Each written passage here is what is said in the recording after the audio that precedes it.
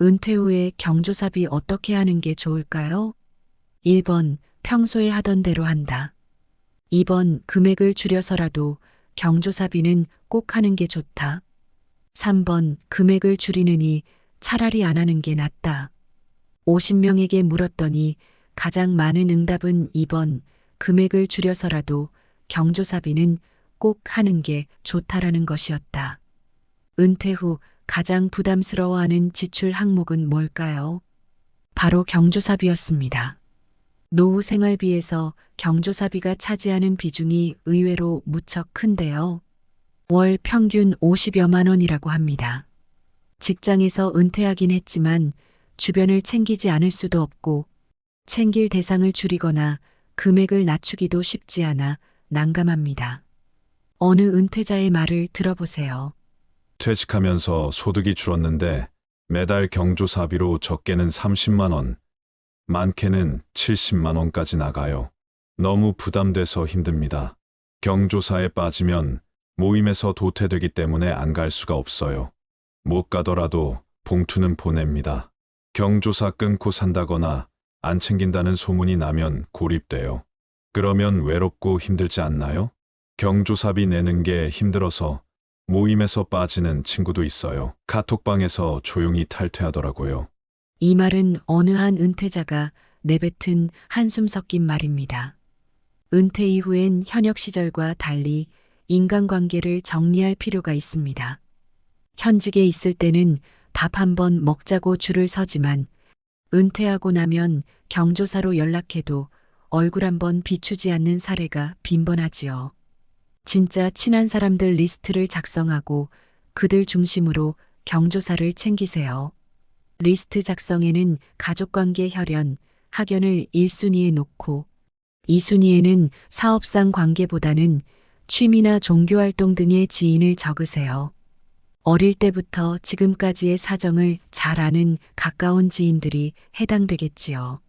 오늘은 은퇴 이후 인간관계를 정리해야 할 필요성과 만나지 말아야 할 사람들에 대해 말씀드리고자 합니다. 중소기업 은퇴 3년차 분의 사연을 먼저 들어보세요. 중소기업 대표로 은퇴 3년차인 임모 씨. 회사 생활을 할 때 일을 잘해서 열심히 키웠던 아끼는 후배가 있었다고 합니다. 그 후배가 부친상을 당했다는 연락을 받고 먼 거리였지만 아내와 함께 몇 시간을 운전해 갔는데 손님도 문상객도 거의 없다시피 하여 거의 1시간을 둘이 앉아 있다가 왔다고 합니다. 서울에서 출발해서 가다 보니 낮 시간대에 도착해 다른 조문객들은 거의 없었고 분명히 후배도 나와 인사를 나누었고 조의금까지 두둑히 넣었는데 무슨 이유에서인지 장례식장을 다녀온 후로 별다른 인사나 연락도 없어서 굉장히 실망했다고 토로한 적이 있습니다. 함께 회사 생활을 할 때는 간이며 쓸개 다 빼줄 것처럼 귀찮을 정도로 옆에 계속 붙어서 이것저것 물어보고 살갑게 굴더니 이제는 은퇴했다고 더 이상 만날 일도 없고 나에게 잘 보일 일도 없어서 그런가 싶어서 굉장히 섭섭하고 속상했다고 털어놓았습니다. 많은 시니어 분들이 현역 시절에는 그래도 나름 잘 나가고 인간관계도 좋았는데 은퇴 후 사람 간의 관계가 멀어지거나 계속 관계를 이어가기가 어렵다고 말합니다. 은퇴 후 절대 만나지 말아야 할 사람들에 대해서 말씀드릴게요. 첫 번째는 다녔던 회사의 사람들입니다. 은퇴 이후에도 다니던 회사 사람들과 꾸준하게 연락도 하고 가끔 만남도 가지는 게 외롭지 않고 좋은 거 아니야? 라고 생각하실 수도 있습니다. 사람들은 흔히 직장에서 맺은 인간관계가 은퇴 후에도 지속될 것으로 기대하곤 합니다. 아무리 은퇴했다 해도 얼마나 오랫동안 한 직장에서 만나왔던 사람인데 내가 얼마나 잘해주었는데 라는 생각이 들 수 있습니다. 그러나 직장 생활에서 이해를 바탕으로 한 인간관계는 마치 쌓아놓은 모래성과 같아서 만남의 기회가 줄어들 수밖에 없습니다. 현재 여러분들 휴대폰에 저장된 연락처를 한번 살펴보세요. 직장 동료나 일적으로 만난 사람들을 제외하면 딱히 연락할 사람이 거의 없는 것이 현실일 것입니다. 우리나라는 하루 중 가장 많은 시간을 직장에서 보내기 때문에 은퇴할 때쯤에는 주변 관계는 업무와 관련된 사람들이 대부분이라고 합니다. 그러다 보니 내가 퇴직을 했더라도 허전함과 외로움에 예전에 다녔던 회사, 부하 직원이나 친하게 지냈던 동료에게 밥 한 끼 하자거나 술 한잔 하자거나 하는 내용으로 전화를 하는 사람들이 있습니다. 그렇게 전화하면 요즘 회사 생활은 어떠냐? 회사는 잘 돌아가냐? 누가 승진을 했냐 등등 이제는 나와 전혀 상관없는 이야기를 하게 됩니다. 계속해서 이런 내용으로 전화를 하면 받는 사람의 입장에서는 매우 부담스러울 수 있습니다. 은퇴한 후 연락받는 경조사 또한 어려운 문제로 다가옵니다. 그동안 알고 지낸 시간이 있는데 연락을 받고도 안 가자니 그렇고 퇴직까지 했는데 내가 꼭 가야 하는가 하는 생각까지 들게 됩니다. 좋은 일에는 가도 되지만 평소 알고 지내던 사람들이 부고장을 보내오면 유독 정이 많은 우리나라 사람들은 은퇴 후에도 정 때문에 또는 미래에 대한 투자로 여기면서 어쩔 수 없이 장례식에 참여하고 지출을 하지만 사실 돌려받는 금액은 평생 내가 뿌려놓은 돈의 절반도 안 된다고 합니다. 금액적인 부분만 문제는 아닙니다. 멀리 찾아가서 부조금 냈는데 다시 물려받지 못한다면 배신감마저 들게 됩니다. 친인척이 아닌 이에 관계로 부조를 했던 이들이라면 은퇴 후 경조사를 알렸을 때 나 몰라라 하기 십상이라는 겁니다. 한 가지 분명한 점은 노후의 경조사 문제로 현역 일대와 같이 접근하면 믿었던 사람에게 상처받고 내 호주머니가 거덜나는 건 시간 문제라는 사실입니다. 나는 그래도 회사에 다닐 때처럼 최선을 다해 경조사에 참석하고 부조도 하지만 모든 사람들이 내 마음 같지는 않은 법이죠.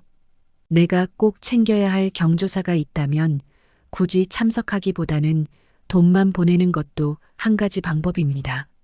당장 은퇴를 하고 나면 앞으로의 내 노후를 홀로서기 할 준비를 해야 합니다.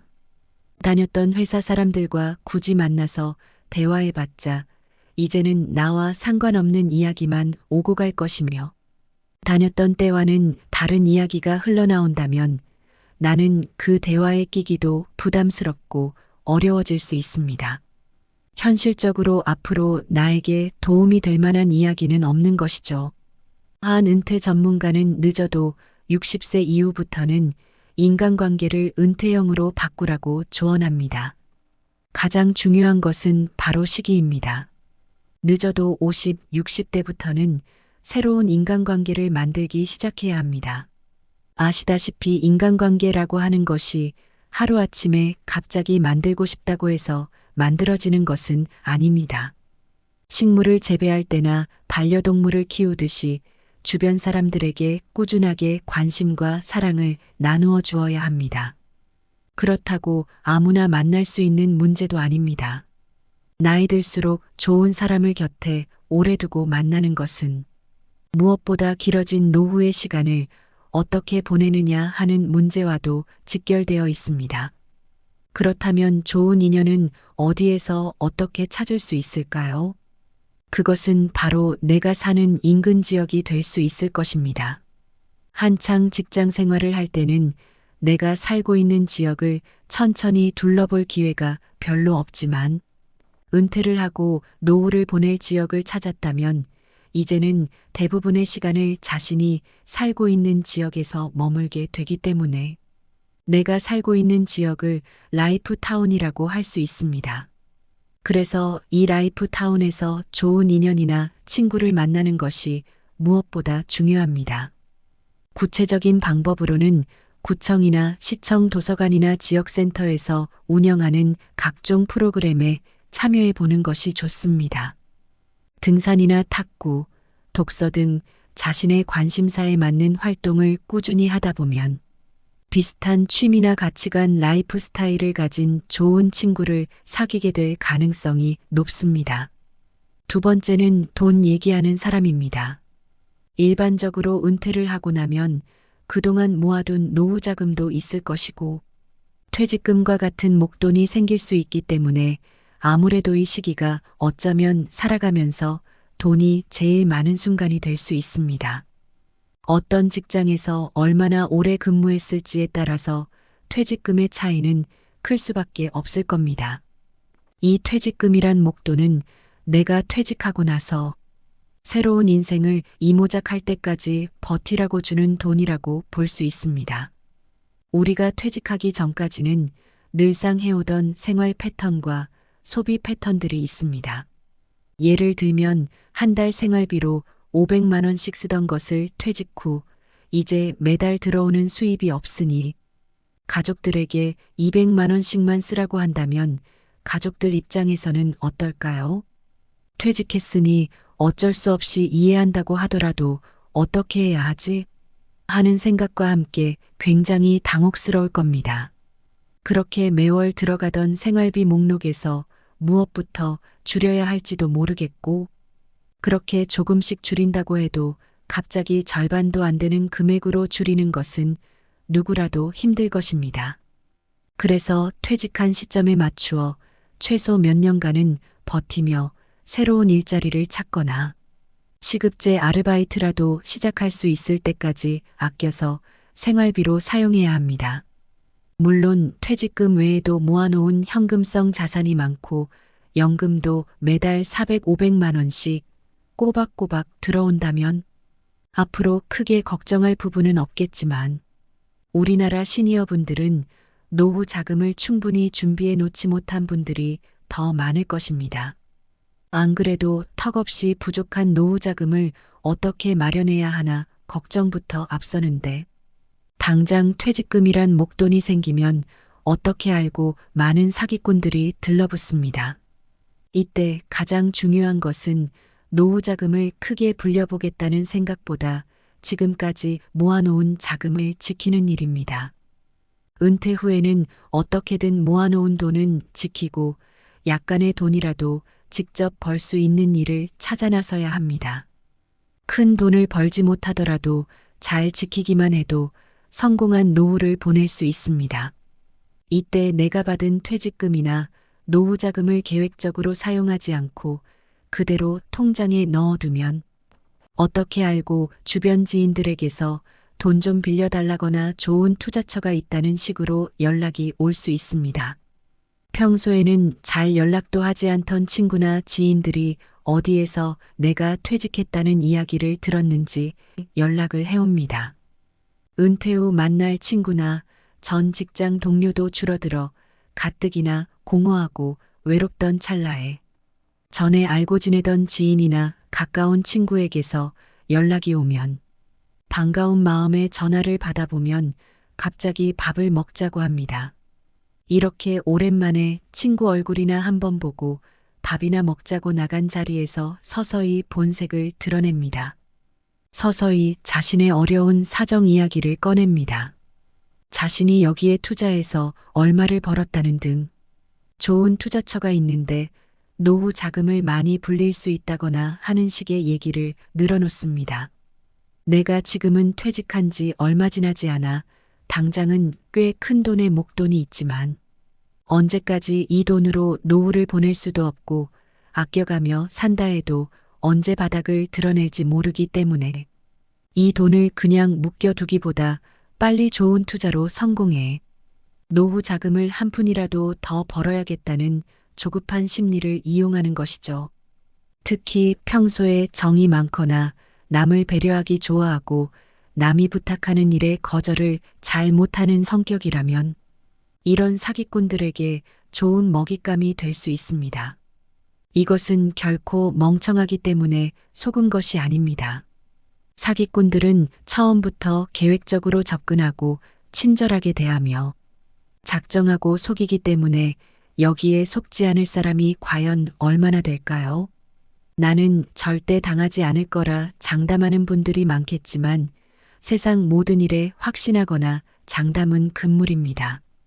따라서 은퇴 후 갑자기 만나자고 해서 가벼운 일상적인 대화로 시작해 결국에는 서서히 본심을 드러내거나 돈 얘기를 꺼내거나 쉽게 돈을 불려주겠다는 사람이 있다면 그 사람과는 절대 다시는 만나서는 안 되며 가까이 하지 마시기 바랍니다. 투자해서 큰 돈 벌었다고 자랑하는 사람은 연락처에서 차단하시고 돈 좀 빌려주면 이자까지 두둑하게 챙겨주겠다는 사람도 차단하시는 것이 좋으며 만나자마자 투자 얘기를 늘어놓는 모든 주위 사람들 및 인터넷 방송도 최대한 보지 않는 것이 좋습니다. 잘 생각해 보세요. 그렇게 좋은 투자처가 있다면 왜 굳이 나에게 권할까요? 자신이 돈을 그렇게 많이 벌었다는 사람도 마찬가지입니다.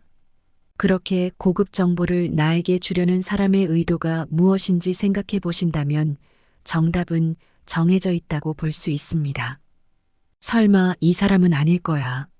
설마 이 사람이 나에게 사기를 칠까? 이런 순수한 생각도 금물입니다. 사람 너무 믿으시면 안 됩니다.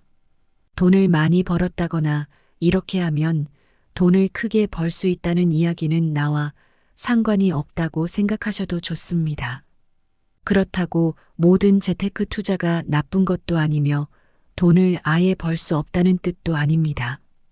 그러나 지금껏 직장 생활만 주로 하셨던 분들이라면 퇴직 후 모아놓은 돈이 점점 줄어드는 것을 보는 마음이 불안해져 조급한 마음에 지푸라기라도 잡는 심정으로 이 사람 저 사람 만나보고 잘 모르는 분야의 지인이나 소위 전문가라는 사람들 말만 믿고 투자나 사업에 뛰어드는 경우가 참 많습니다. 조급한 마음이 들 때 우리가 할 수 있는 최선의 방법은 잠깐 마음의 여유를 가지고 천천히 공부하고 준비해야 한다는 것입니다. 퇴직 후 돈 100만 원, 200만 원 버는 일을 찾기도 어렵지만 노후자금 1억 날리는 것은 순식간일 수 있다는 것을 다시 한번 기억하시면 좋겠습니다. 아직 젊은 나이라면 손해보고 비싼 수업료 냈다고 생각하고 다시 시작해 볼 수 있겠지만 50대 이후가 되어 한번 크게 손실 보면 다시 재기하기는 힘듭니다. 은퇴 후에 경조사비에서 자유로운 사람은 별로 없다. 어쩌면 가장 큰 용돈 사용처 가운데 하나가 부조일 수 있다. 대개 50대 중반부터 60대 중반까지 경조사가 제일 많은 시기다. 하지만 이 시기는 은퇴자에겐 보릿고개에 해당한다. 수입은 왕창 줄어들었는데 자녀 결혼 등 가정의 대소사가 한꺼번에 밀려들어서다. 현역 때와는 비교할 수 없을 만큼 커진다. 더구나 은퇴를 하게 되면 아내로부터 지출 통제를 받게 된다. 아내의 잔소리를 듣기 싫어서 또는 용돈이 모자라서 새로운 모임을 피하는 은퇴자도 늘고 있다. 은퇴자한테는 경조사비가 뿌린 대로 걷어지지 않는다. 사람들은 미래에 대비한 투자로 여기면서 어쩔 수 없이 지출을 단행하지만 사실 돌려받는 금액은 평생 내가 뿌린 돈의 절반도 안 된다고 한다. 친인척이 아닌 이해관계로 인해 부조를 했던 대상들은 은퇴 후 경조사를 알렸을 때 나몰라라 하기 십상이다. 현직에서 물러난 후 자녀가 결혼을 하거나 상을 당했을 때 지금껏 갖다 바쳤던 경조비를 모두 수확하겠다는 생각은 아예 접는 게 좋다. 은퇴 후에 경조사비 어떻게 하는 게 좋을까요? 1번 평소에 하던 대로 한다. 2번 금액을 줄여서라도 경조사비는 꼭 하는 게 좋다. 3번 금액을 줄이느니 차라리 안 하는 게 낫다. 50명에게 물었더니 가장 많은 응답은 2번 금액을 줄여서라도 경조사비는 꼭 하는 게 좋다라는 것이었다. 은퇴 후 가장 부담스러워하는 지출 항목은 뭘까요? 바로 경조사비였습니다. 노후 생활비에서 경조사비가 차지하는 비중이 의외로 무척 큰데요. 월 평균 50여만 원이라고 합니다. 직장에서 은퇴하긴 했지만 주변을 챙기지 않을 수도 없고 챙길 대상을 줄이거나 금액을 낮추기도 쉽지 않아 난감합니다. 어느 은퇴자의 말을 들어보세요. 퇴직하면서 소득이 줄었는데 매달 경조사비로 적게는 30만 원, 많게는 70만 원까지 나가요. 너무 부담돼서 힘듭니다. 경조사에 빠지면 모임에서 도태되기 때문에 안 갈 수가 없어요. 못 가더라도 봉투는 보냅니다. 경조사 끊고 산다거나 안 챙긴다는 소문이 나면 고립돼요. 그러면 외롭고 힘들지 않나요? 경조사비 내는 게 힘들어서 모임에서 빠지는 친구도 있어요. 카톡방에서 조용히 탈퇴하더라고요. 이 말은 어느 한 은퇴자가 내뱉은 한숨 섞인 말입니다. 은퇴 이후엔 현역 시절과 달리 인간관계를 정리할 필요가 있습니다. 현직에 있을 때는 밥 한 번 먹자고 줄을 서지만 은퇴하고 나면 경조사로 연락해도 얼굴 한 번 비추지 않는 사례가 빈번하지요. 진짜 친한 사람들 리스트를 작성하고 그들 중심으로 경조사를 챙기세요. 리스트 작성에는 가족관계 혈연, 학연을 1순위에 놓고 2순위에는 사업상 관계보다는 취미나 종교활동 등의 지인을 적으세요. 어릴 때부터 지금까지의 사정을 잘 아는 가까운 지인들이 해당되겠지요. 오늘은 은퇴 이후 인간관계를 정리해야 할 필요성과 만나지 말아야 할 사람들에 대해 말씀드리고자 합니다. 중소기업 은퇴 3년차 분의 사연을 먼저 들어보세요. 중소기업 대표로 은퇴 3년차인 임모 씨. 회사 생활을 할 때 일을 잘해서 열심히 키웠던 아끼는 후배가 있었다고 합니다. 그 후배가 부친상을 당했다는 연락을 받고 먼 거리였지만 아내와 함께 몇 시간을 운전해 갔는데 손님도 문상객도 거의 없다시피 하여 거의 1시간을 둘이 앉아 있다가 왔다고 합니다. 서울에서 출발해서 가다 보니 낮 시간대에 도착해 다른 조문객들은 거의 없었고 분명히 후배도 나와 인사를 나누었고 조의금까지 두둑히 넣었는데 무슨 이유에서인지 장례식장을 다녀온 후로 별다른 인사나 연락도 없어서 굉장히 실망했다고 토로한 적이 있습니다.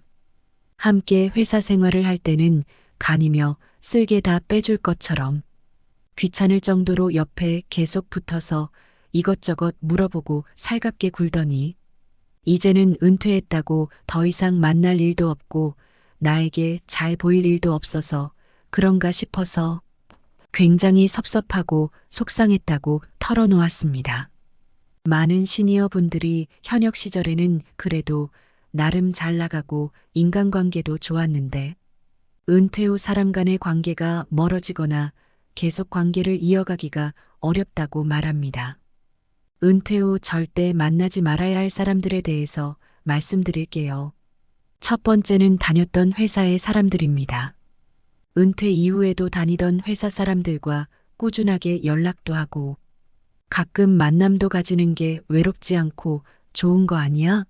라고 생각하실 수도 있습니다. 사람들은 흔히 직장에서 맺은 인간관계가 은퇴 후에도 지속될 것으로 기대하곤 합니다. 아무리 은퇴했다 해도 얼마나 오랫동안 한 직장에서 만나왔던 사람인데 내가 얼마나 잘해주었는데 라는 생각이 들 수 있습니다. 그러나 직장 생활에서 이해를 바탕으로 한 인간관계는 마치 쌓아놓은 모래성과 같아서 만남의 기회가 줄어들 수밖에 없습니다. 현재 여러분들 휴대폰에 저장된 연락처를 한번 살펴보세요. 직장 동료나 일적으로 만난 사람들을 제외하면 딱히 연락할 사람이 거의 없는 것이 현실일 것입니다. 우리나라는 하루 중 가장 많은 시간을 직장에서 보내기 때문에 은퇴할 때쯤에는 주변 관계는 업무와 관련된 사람들이 대부분이라고 합니다. 그러다 보니 내가 퇴직을 했더라도 허전함과 외로움에 예전에 다녔던 회사, 부하 직원이나 친하게 지냈던 동료에게 밥 한 끼 하자거나 술 한잔 하자거나 하는 내용으로 전화를 하는 사람들이 있습니다. 그렇게 전화하면 요즘 회사 생활은 어떠냐? 회사는 잘 돌아가냐? 누가 승진을 했냐 등등 이제는 나와 전혀 상관없는 이야기를 하게 됩니다. 계속해서 이런 내용으로 전화를 하면 받는 사람의 입장에서는 매우 부담스러울 수 있습니다. 은퇴한 후 연락받는 경조사 또한 어려운 문제로 다가옵니다. 그동안 알고 지낸 시간이 있는데 연락을 받고도 안 가자니 그렇고, 퇴직까지 했는데 내가 꼭 가야 하는가 하는 생각까지 들게 됩니다. 좋은 일에는 가도 되지만 평소 알고 지내던 사람들이 부고장을 보내오면 유독 정이 많은 우리나라 사람들은 은퇴 후에도 정 때문에 또는 미래에 대한 투자로 여기면서 어쩔 수 없이 장례식에 참여하고 지출을 하지만 사실 돌려받는 금액은 평생 내가 뿌려놓은 돈의 절반도 안 된다고 합니다. 금액적인 부분만 문제는 아닙니다. 멀리 찾아가서 부조금 냈는데 다시 물려받지 못한다면 배신감마저 들게 됩니다. 친인척이 아닌 이에 관계로 부조를 했던 이들이라면 은퇴 후 경조사를 알렸을 때 나 몰라라 하기 십상이라는 겁니다. 한 가지 분명한 점은 노후의 경조사 문제로 현역 일대와 같이 접근하면 믿었던 사람에게 상처받고 내 호주머니가 거덜나는 건 시간 문제라는 사실입니다. 나는 그래도 회사에 다닐 때처럼 최선을 다해 경조사에 참석하고 부조도 하지만 모든 사람들이 내 마음 같지는 않은 법이죠. 내가 꼭 챙겨야 할 경조사가 있다면 굳이 참석하기보다는 돈만 보내는 것도 한 가지 방법입니다. 당장 은퇴를 하고 나면 앞으로의 내 노후를 홀로서기 할 준비를 해야 합니다.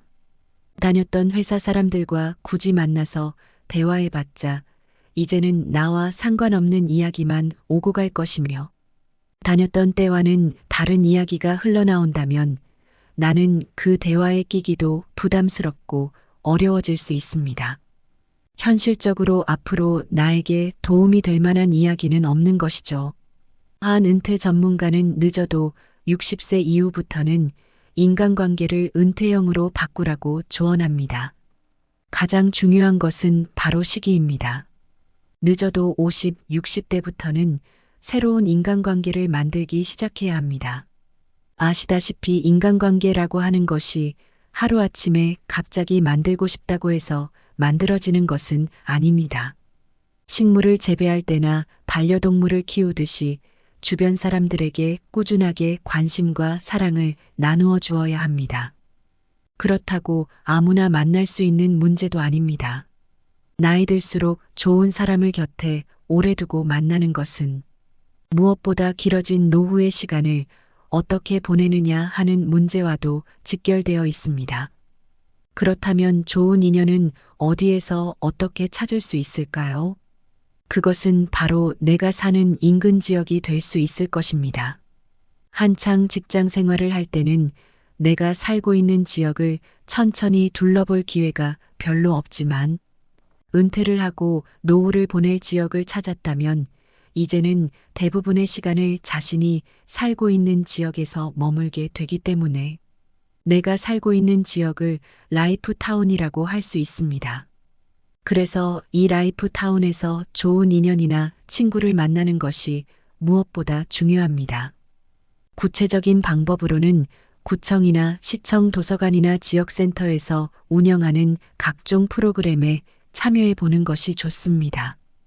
등산이나 탁구, 독서 등 자신의 관심사에 맞는 활동을 꾸준히 하다 보면 비슷한 취미나 가치관, 라이프 스타일을 가진 좋은 친구를 사귀게 될 가능성이 높습니다. 두 번째는 돈 얘기하는 사람입니다. 일반적으로 은퇴를 하고 나면 그동안 모아둔 노후 자금도 있을 것이고 퇴직금과 같은 목돈이 생길 수 있기 때문에 아무래도 이 시기가 어쩌면 살아가면서 돈이 제일 많은 순간이 될 수 있습니다. 어떤 직장에서 얼마나 오래 근무했을지에 따라서 퇴직금의 차이는 클 수밖에 없을 겁니다. 이 퇴직금이란 목돈은 내가 퇴직하고 나서 새로운 인생을 이모작할 때까지 버티라고 주는 돈이라고 볼 수 있습니다. 우리가 퇴직하기 전까지는 늘상 해오던 생활 패턴과 소비 패턴들이 있습니다. 예를 들면 한 달 생활비로 500만 원씩 쓰던 것을 퇴직 후 이제 매달 들어오는 수입이 없으니 가족들에게 200만 원씩만 쓰라고 한다면 가족들 입장에서는 어떨까요? 퇴직했으니 어쩔 수 없이 이해한다고 하더라도 어떻게 해야 하지? 하는 생각과 함께 굉장히 당혹스러울 겁니다. 그렇게 매월 들어가던 생활비 목록에서 무엇부터 줄여야 할지도 모르겠고, 그렇게 조금씩 줄인다고 해도 갑자기 절반도 안 되는 금액으로 줄이는 것은 누구라도 힘들 것입니다. 그래서 퇴직한 시점에 맞추어 최소 몇 년간은 버티며 새로운 일자리를 찾거나 시급제 아르바이트라도 시작할 수 있을 때까지 아껴서 생활비로 사용해야 합니다. 물론 퇴직금 외에도 모아놓은 현금성 자산이 많고 연금도 매달 400, 500만 원씩 꼬박꼬박 들어온다면 앞으로 크게 걱정할 부분은 없겠지만 우리나라 시니어분들은 노후 자금을 충분히 준비해 놓지 못한 분들이 더 많을 것입니다. 안 그래도 턱없이 부족한 노후 자금을 어떻게 마련해야 하나 걱정부터 앞서는데 당장 퇴직금이란 목돈이 생기면 어떻게 알고 많은 사기꾼들이 들러붙습니다. 이때 가장 중요한 것은 노후 자금을 크게 불려보겠다는 생각보다 지금까지 모아놓은 자금을 지키는 일입니다. 은퇴 후에는 어떻게든 모아놓은 돈은 지키고 약간의 돈이라도 직접 벌 수 있는 일을 찾아 나서야 합니다. 큰 돈을 벌지 못하더라도 잘 지키기만 해도 성공한 노후를 보낼 수 있습니다. 이때 내가 받은 퇴직금이나 노후 자금을 계획적으로 사용하지 않고 그대로 통장에 넣어두면 어떻게 알고 주변 지인들에게서 돈 좀 빌려달라거나 좋은 투자처가 있다는 식으로 연락이 올 수 있습니다. 평소에는 잘 연락도 하지 않던 친구나 지인들이 어디에서 내가 퇴직했다는 이야기를 들었는지 연락을 해옵니다. 은퇴 후 만날 친구나 전 직장 동료도 줄어들어 가뜩이나 공허하고 외롭던 찰나에 전에 알고 지내던 지인이나 가까운 친구에게서 연락이 오면 반가운 마음에 전화를 받아보면 갑자기 밥을 먹자고 합니다. 이렇게 오랜만에 친구 얼굴이나 한번 보고 밥이나 먹자고 나간 자리에서 서서히 본색을 드러냅니다. 서서히 자신의 어려운 사정 이야기를 꺼냅니다. 자신이 여기에 투자해서 얼마를 벌었다는 등 좋은 투자처가 있는데 노후 자금을 많이 불릴 수 있다거나 하는 식의 얘기를 늘어놓습니다. 내가 지금은 퇴직한 지 얼마 지나지 않아 당장은 꽤 큰 돈의 목돈이 있지만 언제까지 이 돈으로 노후를 보낼 수도 없고 아껴가며 산다 해도 언제 바닥을 드러낼지 모르기 때문에 이 돈을 그냥 묶여두기보다 빨리 좋은 투자로 성공해 노후 자금을 한 푼이라도 더 벌어야겠다는 조급한 심리를 이용하는 것이죠. 특히 평소에 정이 많거나 남을 배려하기 좋아하고 남이 부탁하는 일에 거절을 잘 못하는 성격이라면 이런 사기꾼들에게 좋은 먹잇감이 될 수 있습니다. 이것은 결코 멍청하기 때문에 속은 것이 아닙니다. 사기꾼들은 처음부터 계획적으로 접근하고 친절하게 대하며 작정하고 속이기 때문에 여기에 속지 않을 사람이 과연 얼마나 될까요? 나는 절대 당하지 않을 거라 장담하는 분들이 많겠지만 세상 모든 일에 확신하거나 장담은 금물입니다. 따라서 은퇴 후 갑자기 만나자고 해서 가벼운 일상적인 대화로 시작해 결국에는 서서히 본심을 드러내거나 돈 얘기를 꺼내거나 쉽게 돈을 불려주겠다는 사람이 있다면 그 사람과는 절대 다시는 만나서는 안 되며 가까이 하지 마시기 바랍니다. 투자해서 큰 돈 벌었다고 자랑하는 사람은 연락처에서 차단하시고 돈 좀 빌려주면 이자까지 두둑하게 챙겨주겠다는 사람도 차단하시는 것이 좋으며 만나자마자 투자 얘기를 늘어놓는 모든 주위 사람들 및 인터넷 방송도 최대한 보지 않는 것이 좋습니다. 잘 생각해 보세요. 그렇게 좋은 투자처가 있다면 왜 굳이 나에게 권할까요? 자신이 돈을 그렇게 많이 벌었다는 사람도 마찬가지입니다. 그렇게 고급 정보를 나에게 주려는 사람의 의도가 무엇인지 생각해 보신다면 정답은 정해져 있다고 볼 수 있습니다. 설마 이 사람은 아닐 거야. 설마 이 사람이 나에게 사기를 칠까? 이런 순수한 생각도 금물입니다. 사람 너무 믿으시면 안 됩니다. 돈을 많이 벌었다거나 이렇게 하면 돈을 크게 벌 수 있다는 이야기는 나와 상관이 없다고 생각하셔도 좋습니다. 그렇다고 모든 재테크 투자가 나쁜 것도 아니며 돈을 아예 벌 수 없다는 뜻도 아닙니다. 그러나 지금껏 직장 생활만 주로 하셨던 분들이라면 퇴직 후 모아놓은 돈이 점점 줄어드는 것을 보는 마음이 불안해져 조급한 마음에 지푸라기라도 잡는 심정으로 이 사람 저 사람 만나보고 잘 모르는 분야의 지인이나 소위 전문가라는 사람들 말만 믿고 투자나 사업에 뛰어드는 경우가 참 많습니다. 조급한 마음이 들 때 우리가 할 수 있는 최선의 방법은 잠깐 마음의 여유를 가지고 천천히 공부하고 준비해야 한다는 것입니다. 퇴직 후 돈 100만 원, 200만 원 버는 일을 찾기도 어렵지만 노후자금 1억 날리는 것은 순식간일 수 있다는 것을 다시 한번 기억하시면 좋겠습니다. 아직 젊은 나이라면 손해보고 비싼 수업료 냈다고 생각하고 다시 시작해 볼 수 있겠지만 50대 이후가 되어 한번 크게 손실 보면 다시 재기하기는 힘듭니다. 은퇴 후에 경조사비에서 자유로운 사람은 별로 없다. 어쩌면 가장 큰 용돈 사용처 가운데 하나가 부조일 수 있다. 대개 50대 중반부터 60대 중반까지 경조사가 제일 많은 시기다. 하지만 이 시기는 은퇴자에겐 보릿고개에 해당한다. 수입은 왕창 줄어들었는데 자녀 결혼 등 가정의 대소사가 한꺼번에 밀려들어서다. 현역 때와는 비교할 수 없을 만큼 커진다. 더구나 은퇴를 하게 되면 아내로부터 지출 통제를 받게 된다. 아내의 잔소리를 듣기 싫어서 또는 용돈이 모자라서 새로운 모임을 피하는 은퇴자도 늘고 있다. 은퇴자한테는 경조사비가 뿌린 대로 걷어지지 않는다. 사람들은 미래에 대비한 투자로 여기면서 어쩔 수 없이 지출을 단행하지만 사실 돌려받는 금액은 평생 내가 뿌린 돈의 절반도 안 된다고 한다. 친인척이 아닌 이해관계로 인해 부조를 했던 대상들은 은퇴 후 경조사를 알렸을 때 나 몰라라 하기 십상이다. 현직에서 물러난 후 자녀가 결혼을 하거나 상을 당했을 때 지금껏 갖다 바쳤던 경조비를 모두 수확하겠다는 생각은 아예 접는 게 좋다.